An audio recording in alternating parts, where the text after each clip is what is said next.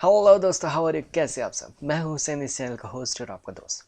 दोस्तों, आज हम लोग देखने वाले हैं गज़ल की तारीफ़ और उसके अज्ज़ाए। ठीक है, तो देखें गज़ल की तारीफ़ में हम लोग क्या लिखेंगे। सबसे पहले कि गज़ल एक अरबी ज़बान का लफ्ज़ है जिसके मानी महबूब से बातें करना है। ठीक है, गज़ल की तारीफ़ में हम लोग पहले क्या लिखेंगे, पहले लिखेंगे गज़ल जो है अरबी ज़बान का लफ्ज़ है। ठीक है, और इसको और अच्छे तरीके से आप लोग बोल सकते हो कि जिसके लग़वी माने महबूब से बातें करना है। ठीक है, यहाँ तक क्लियर है।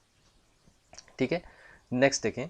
जब शायर अपने महबूब की तारीफ में अपने दिली जज्बात को पेश करता है तो उसे गज़ल कहते हैं। ठीक है, यानी अगर इसको आप और एलोब्रेट करो तो इसमें क्या कह सकते हैं कि जब शायर अपने महबूब की तारीफ़ करता है, उसके हुस्न की तारीफ़ करता है, उसके बालों की तारीफ़ करता है, उसके चेहरे की तारीफ़ करता है।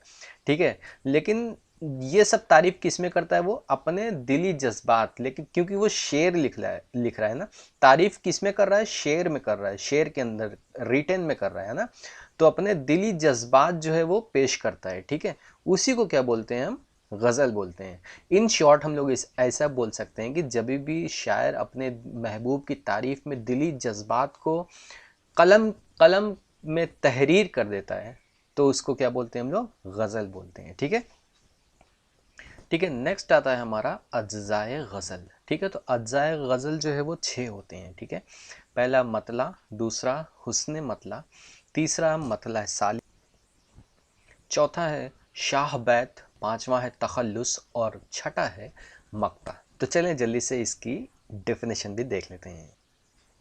ठीक है, फर्स्ट में है मतला। गज़ल के पहले शेर को मतला कहते हैं। ठीक है, नेक्स्ट है हुस्न मतला।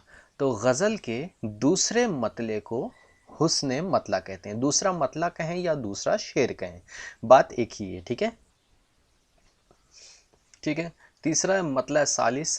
तो गज़ल के तीसरे मतले या तीसरे शेर को मतला सालिस कहते हैं। ठीक है, चौथा है शाह बैत या बैतुल गज़ल। ठीक है, तो गज़ल के सबसे उम्दा शेर को शाह बैत या बैतुल गज़ल कहते हैं। ठीक है, पांचवा है तखल्लुस। तो नज्म में शायर अपना जो दूसरा नाम इस्तेमाल करता है उस नाम को तखल्लुस कहते हैं, यानी निक नेम जो इस्तेमाल करता है शायर अपना, उसको क्या बोलते हैं?